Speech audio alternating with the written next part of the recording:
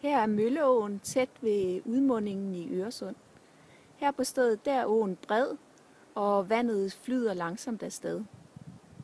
Samlet så har Mølleåen en længde på næsten 30 km og et fald på 30 meter. Og det giver en kraft, som man tidligere har brugt til at drive vandmøller med, og derfor så har åen været reguleret. Men her på stedet, der slynger den sig naturligt. Langs med åen, der vokser der elletræer, som trives på fugtig bund. Og langs med bredden, der vokser der tagrør, som står fast med stive stængler og rødder ned i bunden. De får så ilt ned til deres rødder igennem stænglerne, som er hule. Nede i vandet, der vokser der forskellige vandplanter, som for eksempel hornblad, som har findelte blade og bøjelige stængler, der gør, at de kan vokse i vandet, selvom der er lidt strøm. Når bladene falder af træerne, og planterne de visner, så synker det døde organiske materiale til bunds, fordi strømmen ikke er særlig stærk her. Og det gør, at der bliver et lag af dødt organisk materiale på bunden. Det giver levesteder for nogle dyr, som der er nogle eksempler på her.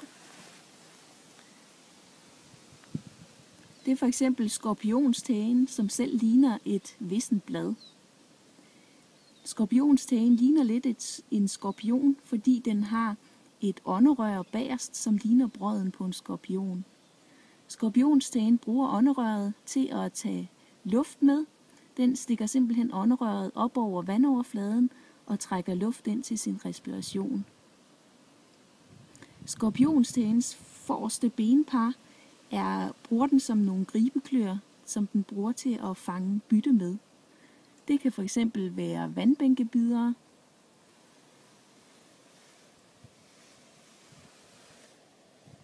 som man ser midt i billedet nu. Vandbænkebideren, den lever af halvt rådnet plantemateriale, som der jo er rigeligt af her på det her sted i Mølleåen. Vandbænkebideren, det er et lille krebsdyr, og den ånder med gælder i vandet. Ved siden af vandbænkebideren, der ser man en vårfluelarve, som har bygget sit hus af små døde planterester fra åen.